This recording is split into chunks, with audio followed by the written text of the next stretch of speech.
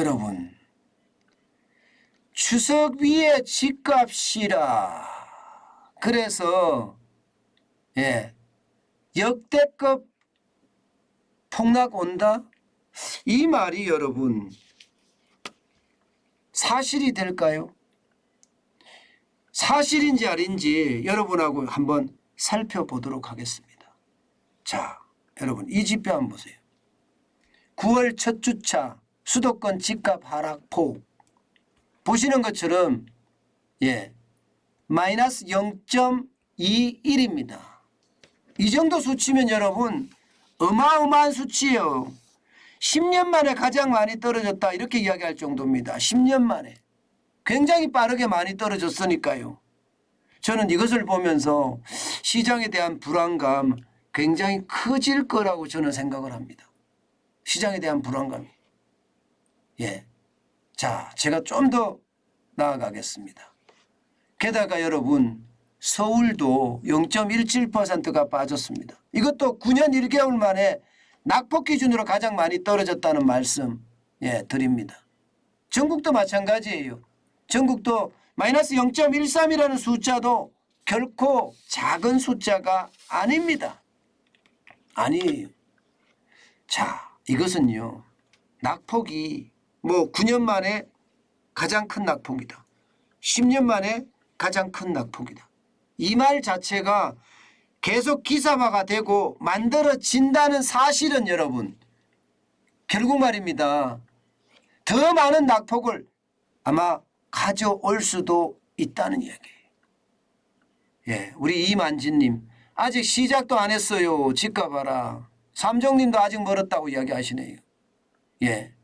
저는 그만큼 우리 이만진님이나 삼종님이 말씀하시는 거 많이 공감을 해요. 공감을. 실제 지표들이 지금 그렇게 움직이고 있거든요. 그렇게 어떻게 움직이고 있나 좀 더 구체적으로 가보겠습니다. 여러분 이거 한번 보세요. 1월에서 7월까지 서울 아파트 매매 건수입니다. 2021년에 3513건이에요. 그런데 2022년 보세요. 8561건입니다. 무려 말입니다. 21,952건이 줄어들었습니다. 72%가 줄어들었다니까요. 72%. 실제 지표가 이렇게 나오는 거예요. 제가 인위적으로 만드는 것도 아니에요. 앞서 몇 분들이 혹세무민하는 놈들 때문에 나라가 망한다. 너같이 이렇게 놨는데 야, 제가 참 우리 이게 추네요. 추윤주님이네. 추윤주님. 야, 너같이 이렇게 하고 반말에다가 그냥 근데 제가 혹세무민을 합니까 여러분? 아마 이 방송을 지금도 듣고 있을 텐데 참 이런 말 때문에 제가 방송하기가 진짜 힘들어요. 자존심도 너무 상하고요. 내가 딴 얘기를 하는 것은 아니거든요. 저는 지표 갖고 이야기해요. 지표 갖고 점점이 나오는 지표를 연결시켜서 추세선을 만들어서요. 과거에는 어땠고 현재는 어떻고 미래가 어땠다 이렇게 이야기를 해줍니다. 근데 알지도 못하는 사람들이 들어와서 이렇게 들어오는 사람들이 어떻게 하는지 아세요 여러분? 이렇게 들어오는 사람들이 이제 나가면서 신고를 하는 거예요. 신고. 계속 신고를 해대는 거예요. 신고를 하면 노딱이 바로 붙습니다. 노딱이 바로 붙습니다. 저는 제가 혹세무민하는지 그걸 보려면 정관전 TV를 쭉 보고 이야기를 하면 될 텐데 이런 식으로 말입니다. 들어와서 왜 저를 이렇게 이야기하는지 모르겠어요. 제가 가짜 얘기합니까? 제가 여러분 지표를 가지고 여러분에게 설명을 하는데 이런 이야기가 저는 올 때마다 오히려 제가 자괴감마저 느낍니다. 자괴감마저. 제발 정관전 TV를 보시려면요. 제대로 보시고 하셨으면 좋겠습니다. 너같이 혹세무민하는 놈들 때문에 나라가 망한다. 이 말에 대해서는 제가 반사해야 돼요. 반사. 그게 맞는 것 같아요. 어쨌든 여러분 지표가 나오잖아요. 지표가 여러분들에게 지금 설명하고 있습니다. 지표가. 참 답답 답답하네요. 그러니 앞으로 어떻게 될런지 더 두렵습니다. 이게 위기를 위기로 인식할 때 해결책이 나오거든요. 위기를 위기로 인식하지 않으면 해결책이 나오지 않아요. 제가 이거 한 건만 가지고 이 지표만 가지고 이야기하려고 하는 것은 아니에요. 여러분 이 지표도 보세요. 서울 아파트 매매 수급 지수입니다. 9월 5일 현재입니다. 80.9까지 떨어졌어요. 80.9까지. 야, 뭐 이렇게까지 떨어지리라고 예상도 안 했잖아요. 이 정도면 말입니다. 여러분 보세요. 2019년 7월에 80.3입니다. 2019년 7월 1일. 지금 2020년, 2021년, 2022년이에요. 지금 서울 아파트 매매 수급 지수가 이렇게 빠지고 있습니다. 80.9라는 것은 여러분 살 사람보다가 지금 팔 사람이 많다는 거예요. 쉽게 말하면 매수자 우위 시장이라는 거예요. 그것도 80.9니까 100이 기준이거든요. 100이. 100이 기준선인데 100 밑에서 한참 내려가 있다. 한참. 매수자 우위 시장이라는 것은 여러분 계약하러 가서 말입니다. 나 1,000만 원만 깎아주세요 하면 깎아주는 게 아니 5천만 원만 깎아주세요. 이래도 깎아주는 게 이게 매수자 우위 시장이거든요. 실제 매수자 우위 시장이 지금 되고 있습니다. 매도자 우위 시장이 아니에요. 매수자 우위 시장인데 그것도 절대적 매수자 우위 시장입니다. 절대적이라고 제가 붙였습니다. 절대적이라고. 80.9니까 지난 5월 2일에 91.1이었거든요.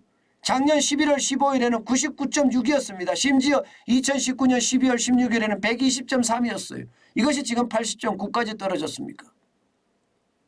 예, 이렇게 제가 지표를 이야기를 하는데 무슨 혹세무민입니까? 그죠? 우리 경욱정님 부자가 되는 기회가 옵니다. 기회 잡으세요. 아마 올 거라고 저는 생각합니다. 예. 앞서 뭐 추윤준님인가 뭐 이런 사람들 때문에 아마 이런 사람 절대 기회 못 잡을 거예요. 예, 저는 그렇게 생각합니다. 네, 최규일님 빠르게 올랐고 빠르게 내리네요. 지금 그런 모양새입니다. 엘리오님 부동산 세제 개편 없이는 오를 일 없습니다. 예, 맞습니다. 예.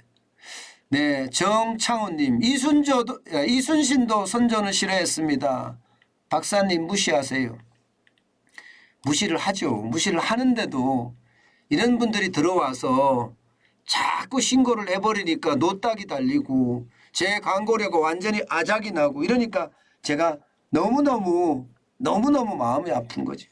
너무너무. 참 저는 이런 일이 좀 제대로 지켜봤으면 좋겠어요. 제대로. 좀 답답합니다. 지금 보시는 것처럼 여러분 집값은요 어떻게 될지 모릅니다. 실제 말입니다. 많은 분들에게 설문조사를 했어요. 직방에서. 조사를 했더니 연초에는요. 집값 하락 응답 비율이 43.4%였습니다. 그런데 7월에는요. 61.9%로 늘었습니다. 이것은 시장에 있는 시장에 있는 실물경제 종사자들에게 물어본 거 아니에요. 이게 뭐 부동산 공인중개사를 하는 사람 이런 사람들한테 물어봤는데 이런 분들의 이야기들은 보면 실제로 떨어진다 지금 이렇게 이야기하고 있는 거잖아요. 떨어진다. 지금 이게 현실이 되고 있는 겁니다. 예. 네, 삼종님 천천히 빠지다가 가속도가 붙을 때 관심 있게 보셔야 함. 아직 가속도가 붙은 상황이 아니니 폭풍 전야일 뿐. 예, 우리는 이렇게 우리 삼종님이 이야기하신 것처럼 이렇게 집단지성을 쌓아가는 중입니다. 여러분들에게 제가 계속 말씀드리는 게 있잖아요.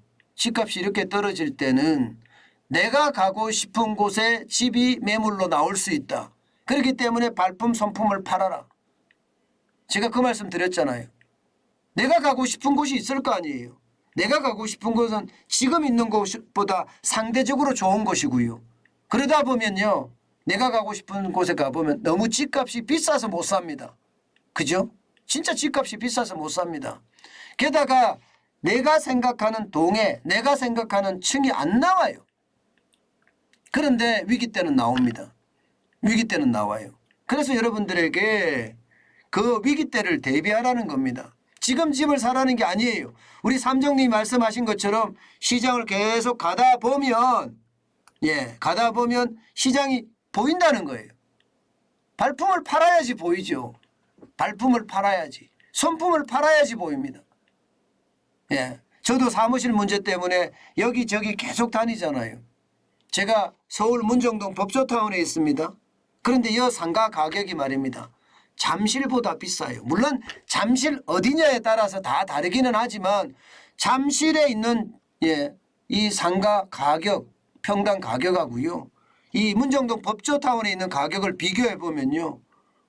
얼추 어떤 면에서는 문정동 법조타운이 더 높습니다. 야, 근데 제가 보잖아요. 이게 맞아? 이게 맞아? 저는 그런 생각하거든요.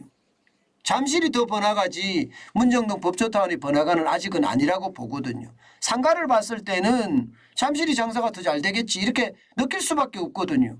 그런데도 지금 실제 우리가 생각하는 것, 말로 생각하는 것, 머리로 생각하는 거는 당연히 잠실이 비쌀 거라고 생각을 해요. 발품을 팔아보니까, 손품을 팔아보니까 여기가 더 비싼 거예요. 여기가. 문정동 법조타운이 더 비싼 겁니다. 물론 앞으로 미래 가치를 봐서 더 비쌀 수도 있습니다. 그러나 현재 가치를 놓고 봤을 때는 잠실이 당연히 더 비쌀 거라 예상을 하잖아요. 근데 현실은 그렇지 않더라는 거. 예. 현실은 그렇지 않다는 거. 저는 그걸 진짜 잘 알고 있습니다.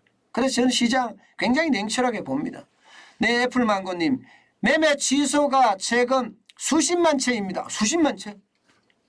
거래 취소란 10억 원 아파트 기준 1억 원을 날리는 참사입니다. 결국 가짜 거래였다는 것이지요. 영끌들은 여기에 당한 것입니다. 야, 이게 진짜 이런 일이 벌어진다, 이런 일이 벌어질 수 있다 그런 이야기 저도 많이 듣기는 했는데 제가 이게 데이터로 정확한 게 있지 않으면 저는 방송은 하지 않거든요. 근데 이런 애플망고님이 올려주시니까 우리도 조금은 공감할 수 있고 이런 지표가 실제로 살아있는지 한번 조사 좀 한번 해보는 것도 필요할 듯 보입니다. 그죠? 조사 좀 해보는 거. 아마 저도 한번 조사를 좀 해보겠습니다.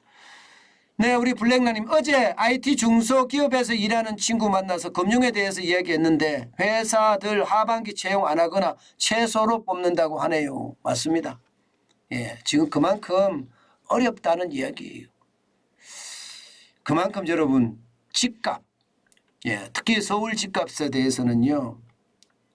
제가 계속 말하잖아요. 지금부터 발품 팔아야 돼요. 우리 삼정님하고 저하고 똑같이 생각하는데요. 지금부터 발품을 팔고 손품 팔아야 됩니다.